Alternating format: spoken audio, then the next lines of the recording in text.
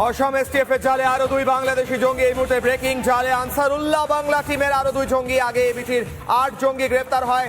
অসম, কেরল ও বাংলা থেকে গ্রেফতার হয়, যার মধ্যে 5 জনকে অসমের কোকড়াঝোড় থেকে ধরা হয়। ত্রিপুরা সীমান্তের কাছেই জঙ্গি প্রশিক্ষণ শিবির, বাংলাদেশের ব্রাহ্মণবেড়িয়ার প্রশিক্ষণ শিবির থেকে আসাম ত্রিপুরা হয়ে জঙ্গি অনুপ্রবেশের আশঙ্কা। বাংলাতেও এই ক্যাম্প থেকে জঙ্গি ঢোকানোর ছক। বাংলায় জঙ্গি অনুপ্রবেশের আশঙ্কা প্রকাশ করে রিপাবলিক। মঙ্গলবার অনির্বাণের অগ্নিবাণে অনুপ্রবেশ নিয়ে আশঙ্কা প্রকাশ। রিপাবলিকের আশঙ্কাকে সত্যি করে অসমে ধৃত দুই জঙ্গি। আবারও যাব সৈকতের কাছে। সৈকত গোটা বিষয়টির আপডেট রাখছে এবং প্রতি মুহূর্তে এই জঙ্গি, এই বাংলাদেশি জঙ্গি ইউনুসপন্থীদের প্ল্যান ফাঁস করছে। সৈকত, যে দুজন জঙ্গি ধরা পড়েছে গতকাল অনির্বাণের অগ্নিবাণ প্রোগ্রামেও রিপাবলিক বাংলা বারবার ফাঁস করেছে কিভাবে বাংলাদেশ হয়ে, ব্রাহ্মণবেড়িয়া হয়ে কিংবা চট্টগ্রাম হয়ে বিভিন্ন জায়গা হয়ে এরা ভারতে ঢোকার ছক করছে, নাশকতার ছক করছে। প্রতিবার তো ফেল হচ্ছে, প্রতিবার ধরা পড়ছে আনসারুল্লাহ বাংলা।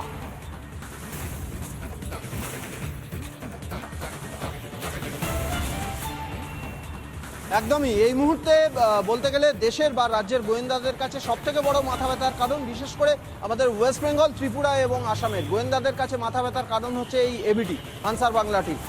আনসার বাংলা টিমের যে চক্রটাকে ধরেছিল কদিন আগে এই আসাম এসটিএফ, সেই চক্রের আরও দুজনকে গ্রেপ্তার করেছে এমনটা জানা যাচ্ছে আসাম পুলিশ সূত্রে। তার মধ্যে একজনের নাম আব্দুল জব্বার এবং আরও একজনের নাম, তাকে জেরা করে তার আসল নাম কি সেটা জানার চেষ্টা করা হচ্ছে।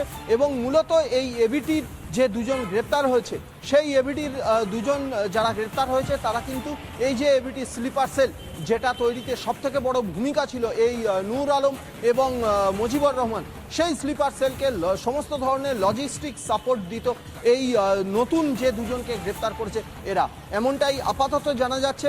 আসাম পুলিশ তাদেরকে কন্টিনিউ জিজ্ঞাসাবাদ করছে এবং জেরায় জানার চেষ্টা করছে যে এই স্লিপার সেল পশ্চিমবঙ্গ এবং আসামে ছড়িয়ে গেছে বা পশ্চিমবঙ্গ আসামে ছড়ানো মূল উদ্দেশ্য ছিল, কিন্তু দেশের আর কোথাও বিশেষ করে 7 সিস্টার্স নিয়ে বিগত কয়েকদিন ধরে বাংলাদেশ থেকে প্রতিনিয়ত হুমকি আসছে। এই জসিমউদ্দিন রহমানি একটি ভিডিও বার্তায় 7 সিস্টার্সের কথা উল্লেখ করেছিলেন। সেই 7 সিস্টার্সের অন্য রাজ্যগুলি, মেঘালয় থেকে শুরু করে মণিপুর, মিজোরাম, এই সব জায়গায় তাদের কোনো নাশকতা, তাদের কোনো স্লিপার সেল কাজ করছে কিনা বা কাজ করানোর জন্য কোনো প্ল্যান রয়েছে কিনা, সেই বিষয়টা জানার চেষ্টা করছে আসাম পুলিশের এসটিএফ। একেবারেই সৈকত, 7 সিস্টার্স, ত্রিপুরা, মিজোরাম, মেঘালয়, যে জায়গাগুলোর কথা বলছিলে তুমি, যে জায়গাগুলোর কথা, অসম, এইদিকে বাংলাদেশের জঙ্গিদের নজর থাকলেও, ইউনুসপন্থীদের নজর থাকলেও প্রতিবারই ফেলিওর, কারণ বারবার তারা ধরা পড়ছে। বাংলাদেশের জেল থেকে ছাড়ছে, নাশকতার চেষ্টা করছে, ভারতে এসে ধরা পড়ছে।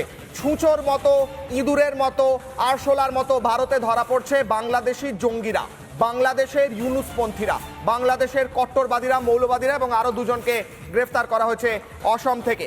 অসমে এসটিএফ এর জালে আরও দুই বাংলাদেশি জঙ্গি, জালে আনসারুল্লাহ বাংলা টিমের আরও দুই জঙ্গি। আগে এবিটির 8 জঙ্গিকে গ্রেফতার করা হয়, অসম, কেরল ও বাংলা থেকে গ্রেফতার করা হয়, যার মধ্যে 5 জনকে অসমের কোকড়াঝাড় থেকে এবং বাংলা থেকে 2 জনকে গ্রেফতার করা হয়, কেরল থেকে 1 জনকে গ্রেফতার করা হয়। এই মুহূর্তে আমাদের সঙ্গে রয়েছেন কর্নেল সব্যসাচী বাগচি টেলিফোন লাইনে। কর্নেল সাহেব, আপনাকে রিপাবলিক বাংলায় স্বাগত। প্রতিবার বাংলাদেশ থেকে জঙ্গিদের ছাড়া হচ্ছে, আনসারুল্লাহ বাংলার মাথাকে ছেড়ে দেওয়া হয়েছে, তারা ভারতে নাশকতার ছক করছে এবং ইঁদুরের মতো, আরশোলার মতো ধরা পড়ছে, কি বলবেন স্যার? কি বলবো বলুন, কথা হচ্ছে যে সন্ত্রাসবাদীরা আজকে জাল এমন ভাবে বিছচ্ছে, কি আসাম, কি বাংলা, কি দিল্লি, কোথাও তাদের আর যাতায়াতে বাধা নেই। বাংলা বা উত্তর পূর্বাঞ্চলের বাংলা এবং আশেপাশের জায়গা, এটা একটা স্যাংচুয়ারি হয়ে গেছে। আজকে কেন্দ্র সরকার এবং রাজ্য সরকারকে শক্ত হাতে এটা যদি দমন না করা সম্ভব হয়, তাহলে কিন্তু আগামী দিন খুব ভয়ঙ্কর।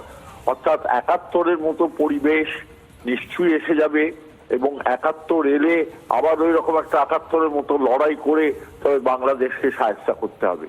সেই সময় খান সেনাদের অত্যাচারে বাংলাদেশ জর্জরিত ছিল, আজকে জামাত বা অন্যান্য সন্ত্রাসবাদীদের অত্যাচারে বাংলাদেশ জর্জরিত। সেখানকার সংখ্যালঘুদের বাঁচাতে এবং মানবতা বাঁচাতে, উদ্বাস্তুদের ওইখানে আর্থিকভাবে সম্মান মর্যাদার সঙ্গে রাখার বন্দোবস্ত করতে হয়তো আমাদেরও আর 71-এর মতো একটা সংগ্রাম আবার চালাতে হতে পারে। বেশ, অনেক ধন্যবাদ স্যার। কর্নেল সব্যসাচী বাগচি স্পষ্ট জানাচ্ছিলেন প্রয়োজন পড়লে ৭১-এর মতো সিচুয়েশন, ৭১-এর মতো পদক্ষেপ আবার নিতে হবে। আমাদের সঙ্গে রয়েছেন প্রাক্তন এনএসজি কর্তা, প্রাক্তন ইন্টেলিজেন্স কর্তা দীপাঞ্জন চক্রবর্তী। দীপাঞ্জন স্যার, আপনাকে রিপাবলিক বাংলায় স্বাগত।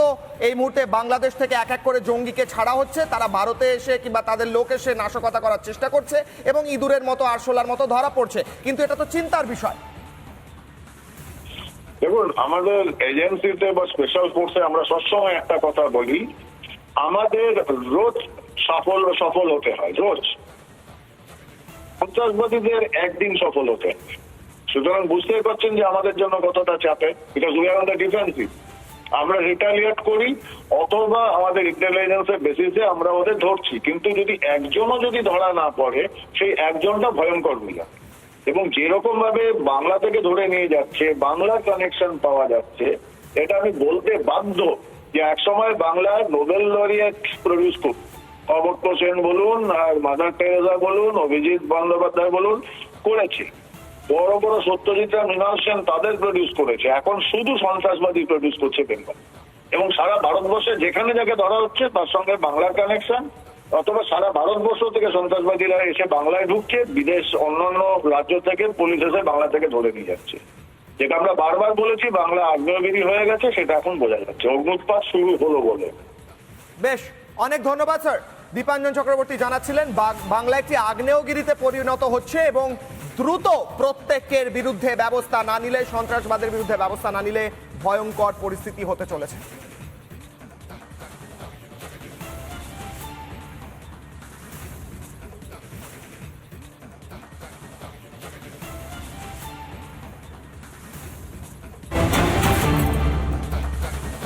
মুর্শিদাবাদ থেকে ধৃত জঙ্গি আব্বাস আলী। আব্বাসকে জেরায় বিস্ফোরক তথ্য, টার্গেট বেঁধে কাজ করত ধৃত আব্বাস। সূত্রের খবর উঠে আসছে, লক্ষ্য ছিল 1 বছরের মধ্যে এবিটি অর্থাৎ আনসারুল্লাহ বাংলা টিম নেটওয়ার্ক বাংলা এই পশ্চিমবঙ্গে মুর্শিদাবাদের চাঙ্গা করার। বাংলা সহ বিভিন্ন জায়গায় চলছিল প্রশিক্ষণ দেওয়ার কাজ। প্রশিক্ষণের সময়সীমা ছিল 1 বছর। বাড়ি ভাড়া করে খারিজি মাদ্রাসা তৈরি করেছিল আব্বাস। 1 বছরের জন্য নেওয়া হয়েছিল বাড়ি ভাড়া। এই সমস্ত তথ্য উঠে আসছে। খারিজি মাদ্রাসা যেখানে তৈরি হয়েছিল সেই বাড়ির মালিক কি বলছেন শুনবো।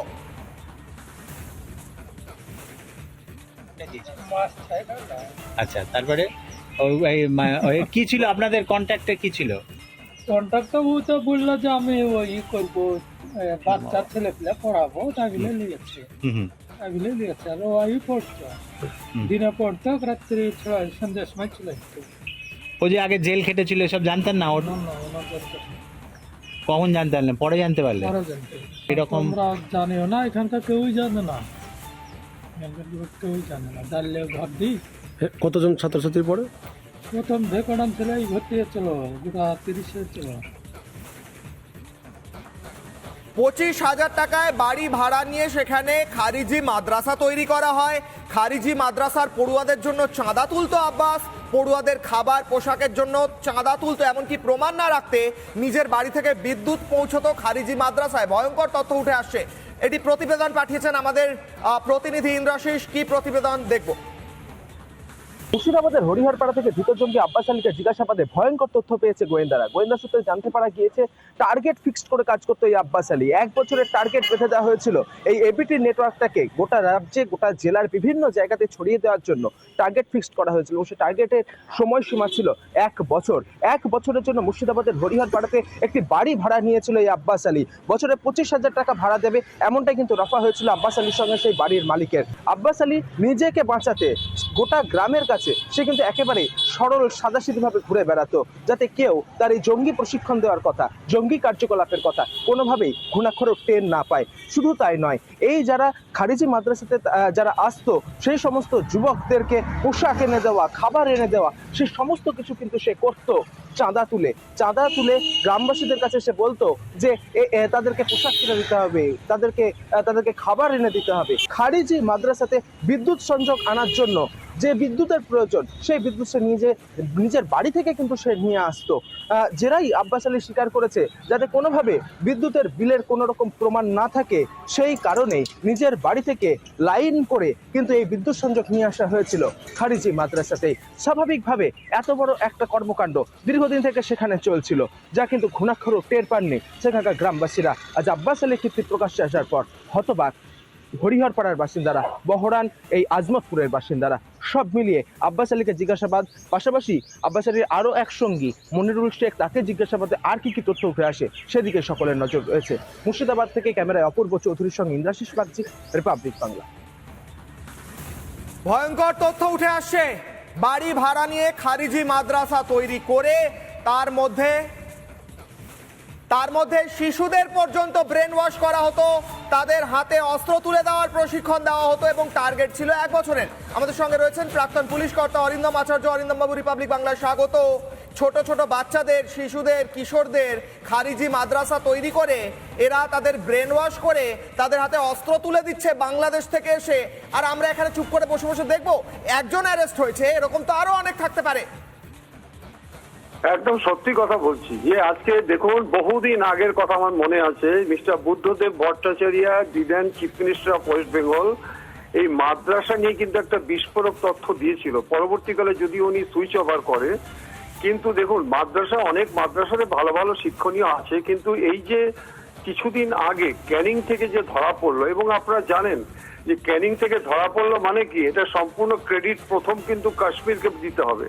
তারা যে 8 জনকে ধরেছিল কেরালা থেকে, আসাম থেকে এবং ওয়েস্ট বেঙ্গল থেকে, টোটাল 8 জনকে ধরেছিল, সেইটাকে প্রলং ইন্টারোগেশন করে যে বিস্ফোরক তথ্য, সেটা কিন্তু আমাদের এসটিএফ কে জানিয়েছে এবং যৌথ উদ্যোগে কিন্তু আজকে জাভেদ মুন্সিকে ধরা পড়লো। এবার দেখুন, আমার মনে আছে এই আর বাংলাতে আমি দীর্ঘদিন ধরে বলে আসছি যে মুর্শিদাবাদ এবং মালদা এই দুটো পশ্চিমবঙ্গের মানচিত্রে আর থাকবে না, কারণ ওখানে যেভাবে নাকি কনস্পিরেসি চলছে এবং এক সংখ্যক রাজনৈতিক নেতৃবৃন্দ যেভাবে নাকি ইন্টেলিজেন্স দিচ্ছে, এবং ওখানকার যে ডিআইবি আছে, ডিস্ট্রিক্ট ইন্টেলিজেন্স ব্রাঞ্চ, তাদের এগুলো দেখার দরকার।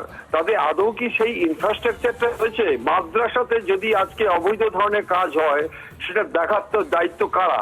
দেখার দায়িত্ব হচ্ছে কি লোকাল যারা পঞ্চায়েতে আছে, তারা যারা রাজনৈতিক নেতা আছে তাদের, এবং ডিআইবি এবং লোকাল পুলিশ স্টেশন, এরা যদি আজকে ঘুমিয়ে থাকে, তাহলে আজকে তো ভয়ঙ্কর দৃশ্য আমরা দেখতে পাচ্ছি। এবং আপনাদের বলি, আপনাদের থ্রু দিয়ে জানাচ্ছি যে এখন কিন্তু শুধু আপনি এই পথ দিয়ে যদি দেখে চলবেন, এখন জলপথ থেকে শুরু করে বিভিন্ন জায়গা থেকে কিন্তু আজকে মানে ঝড়ের মতো কিন্তু আমাদের বাংলাতে শুধু অন্যান্য জায়গাতে আসা শুরু করবে, কারণ বাংলাদেশ কিন্তু আজকে একটা অন্য ভিউ নিয়েছে। অতএব এই ক্ষেত্রে আমার মনে হচ্ছে সেন্ট্রাল গভর্নমেন্ট এবং স্টেট গভর্নমেন্ট যৌথভাবে যদি আজকে এইগুলো তদন্ত করে মেইন রুটটাকে যদি আজকে ধ্বংস না করতে পারে ভাই, তাহলে কিন্তু আমাদের কিন্তু we should get ready to feel the consequences. বেশ, অরিন্দম বাবু অনেক ধন্যবাদ। অরিন্দম বাবু বলছিলেন মালদা, মুর্শিদাবাদ বাংলার ম্যাপের বাইরে চলে যেতে পারে এমন জঙ্গি প্ল্যানিং চলছে, এবং এদের বিরুদ্ধে এই মুহূর্তে ব্যবস্থা না নিলে ভয়ঙ্কর পরিণতি হতে পারে। কারণ জঙ্গিরা, বাংলাদেশি জঙ্গিরা, ইউনুসপন্থীরা, ইউনুসের পোষা জঙ্গিরা, তারা প্ল্যান করছে কিভাবে বাংলার ওপর, ভারতের ওপর নাশকতা করা যায়।